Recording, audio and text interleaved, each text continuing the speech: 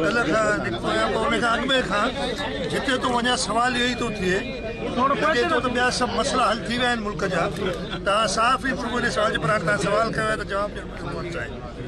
मुल्क में हिन वक़्तु जेको माशी सूरत हाल आहे इहे उन सां कंहिंखे इनकार कोन्हे, तमामु ॾुखी सूरत हाल आहे। उन में खपे त असांखे इहो त सभई माण्हू सभु पॉलिटिकल पार्टी हर शख़्स हर इदारो ॻाल्हि करे हिन माशी बहरान मां निकिरण जी ऐं गॾु थिए। पर कुझु माण्हू आहिनि जेके हिन वक़्तु बि तोड़ फोड़ जी ॻाल्हि था कनि। हाणे असेंबली तोड़ जी ॻाल्हि पहिरीं त मां हुन ते अचां त बिल्कुलु वज़ीर आला खे आइन में इख़्तियार आहे त असेंबली तोड़े सघे थो, पर उहो इख़्तियार अनचेक्ड इख़्तियार कोन्हे। जो आउं वज़ीर आला आहियां, सुबुह जो मुंहिंजो मूड न थिए त अॼु मूंखे दफ़्तर न आहे वञिणो त मां असेंबली तोड़े थो छॾियां, इहे कोन्हे थींदो। या असेंबली तोड़ण जो मतिलबु ॿ टे वजूहात उन में हिकिड़ी सोच पोयां हुअणु खपे, पंहिंजो दिमाग़ अप्लाई करे माइंड अप्लाई करे पोइ फ़ैसिलो कंदो। ऐं उहो कहिड़ा वजूहात थी था सघनि, अगरि उहो ॾिसे त सूबे में अहिड़ो बहरान आहे त उन जी हुकूमत वज़ीर आला न पियो हलाए सघे त असेंबली तोड़ण लाइ चई थो सघे। या हू पंहिंजी अक्सरियत विञाए वेठो आहे ऐं ॿिए कंहिंखे अक्सरियत कोन्हे, असेंबली तोड़े सघे थो। अगरि हू पाण खे नाकाम सम्झे ऐं असेंबली में ॿिए कंहिं माण्हू खे न सम्झे त उहो कामयाबु थी सघंदो, असेंबली तोड़े सघे थो। मुंहिंजो कोन्हे ख़्यालु ऐं मूंखे तमामु यकीन आहे सूबे ख़ैबर पख्तूनख्वा जे वज़ीर आला ते ऐं पंजाब जे वज़ीर आला ते त हू सोचे सम्झे फ़ैसिलो कंदा। हू पंहिंजी नाकामी जो एतिराफ़ कोन कंदा। हिकिड़े माण्हूअ जी ख़ुशीअ जे ख़ातिर, हिकिड़े माण्हू जी अना जे ख़ातिर उहो माण्हू जेको आइनी तरीक़े सां वोट ऑफ नो कॉन्फिडेंस मां असेंबली पंहिंजी वज़रात अज़मा खां फ़ारिग़ थियो, हू वियो मियां शहबाज शरीफ़ साहिबु वज़ीर आज़म आहे हींअर, उन ज़ाती अना जे करे या हिन मुल्क जे माण्हुनि खां पलांद वठण लाइ अगरि उहो पंहिंजे हिननि खे हुकुम थो करे त असेंबली तोड़ियो, मुंहिंजो कोन ख़्यालु त वज़ीर आला साहिबान इन हिकिड़े माण्हू जी ख़ुशी लाइ असेंबली तोड़ींदा। पर अगरि तोड़ीनि था सम्झो त हुनजी त ऐं जीअं मूं चयो न तोड़ीनि त चङो आहे, तोड़ीनि त अञा बि ठीकु आहे, असां इलेक्शन वठंदासीं। मां ख़तमु कयां, तव्हां ॻाल्हि कई त ॿिए के सूबे ते असरु न वफ़ाक़ ते असरु पवंदो न ॿिए के सूबे ते असरु पवंदो। जीअं मां तव्हांखे ॿुधायो आइन में इहा गुंजाइश आहे, मां हिते वेही पंजाब असेंबली कोन थो तोड़ाए सघां या ख़ैबर पख्तूनख्वा असेंबली कोन थो तोड़ाए सघां।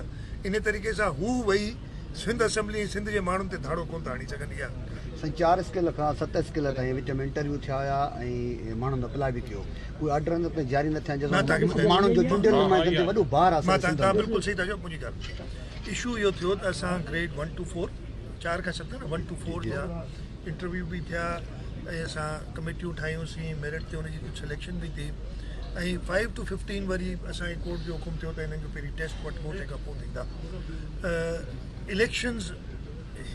खैरपुर में बि ठाहियूं या खैरपुर ज़िले में त थी वियूं आहिनि, पर सॼे सिंध में अधु सिंध में या कराची हैदराबाद डिवीजन में इलेक्शन्स न थियूं आहिनि। इलेक्शन कमीशन जो पाबंदी आहे त जेसि ताईं इलेक्शन्स न थियनि तव्हां न नौकिरी ॾेई था सघो, न तव्हां को तरक़ियाती कमु नयो था स्टार्ट करे सघो। सो इन करे इहे ऑर्डर्स अञा रुकिजी विया आहिनि ऐं इंशाअल्लाह ताला हाणे डेट ॾिनी आहे 15 जनवरी जी। असां इलेक्शन इन सां गॾो गॾु असां ट्रांसफर कोन था करियूं, ऑफिसरनि खे ट्रांसफर कयूं था त पहिरीं इलेक्शन कमीशन जी परमिशन बि वठणी पए उन्हनि ज़िलनि में जिते अञा इलेक्शन थियणी आहे। सो इहे वजूहात बोर्ड मुतासिरीन जे लाइ जेके पैकेज वग़ैरह जेके तव्हां गवर्नमेंट जो अनाउंस कया हुया अञा ताईं उन्हनि ते इम्प्लीमेंट न थी आहे ऐं किथे किथे पाणी बि अञा ताईं बीठो आहे। जीअं 2 साल जा अनाउंस जेके कया हुआ या ऐं हींअर बि तव्हांखे ॿुधायां थो, तव्हां मूंखे ॿुधायो छा अनाउंस कयो, तव्हांखे ख़बर आहे? सोशल मीडिया ते ॿुधोसीं त कुझु पैसा ॾियनि था पिया, कुझु हुई था। हुकूमत सिंध जेको नुक़सानु थियो आहे उहो आई आहे। इन जो नुक़सान जो अंदाज़ो जेको लॻायो आहे उहो सॼे पाकिस्तान में तक़रीबन 3 अरब डॉलर। हाणे रुपयनि में त असां कंदासीं त अरबे न खरबे ठीकु आहे।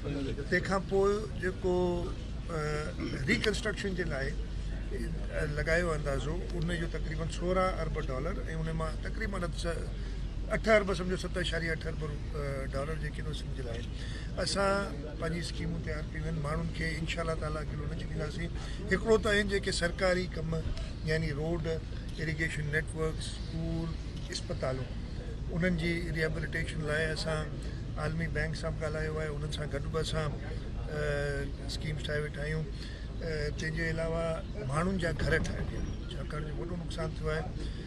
ऐं कल्ह खां आहियां वरी बि हिकिड़ो मां पहिरीं त सभिनी डिस्ट्रिक्ट में वियुसि, कल्ह मां जामशोरो ज़िले, दादू ज़िलो, कंबर शहदाद कोट ऐं हींअर ख़ैरपुर में आयो आहियां, जिते वियो आहियां जितां पाणी निकिरी पियो आहे काफ़ी जंहिं ते पाणी अञा तव्हां दुरुस्त अचो आहे, जेकी जहिड़ी वॾी मिक़दार में पाणी आयो हो या जेकी बोर्ड हुई उन हिसाब सां असां 80-50% पाणी कढी विया आहियूं, पर अञा 15% मोटरवे ताज़ो इफ्तिताह कयो त तव्हां हिकिड़ो बहितरीनु मौक़ो मां ख़तमु कयासीं यार, जवाब जल्दी आहे ॿाहिरि। सो इहो हा घरनि जी मूं ॻाल्हि पे कई त असां हिकिड़ो प्रोग्राम ठाहियो, उहो फाइनल स्टेज ते आहे त असां फी घर 3 लाख रुपया ॾींदासीं, पर उहो ईअं पैसा कैश में मिलंदा कैश में, पर उनजी हिकिड़ी अकाउंटेबिलिटी हूंदी। शुरू में 50,000 या लखो फ़ैसिलो करिणो अथऊं त उहे अनकंडीशनल मिलंदा। तंहिंखां पोइ जंहिं स्टेज ते घर पहुचंदो उन में असां इम्प्लीमेंटिंग पार्टनर्स जेके सुठियूं NGOs आहिनि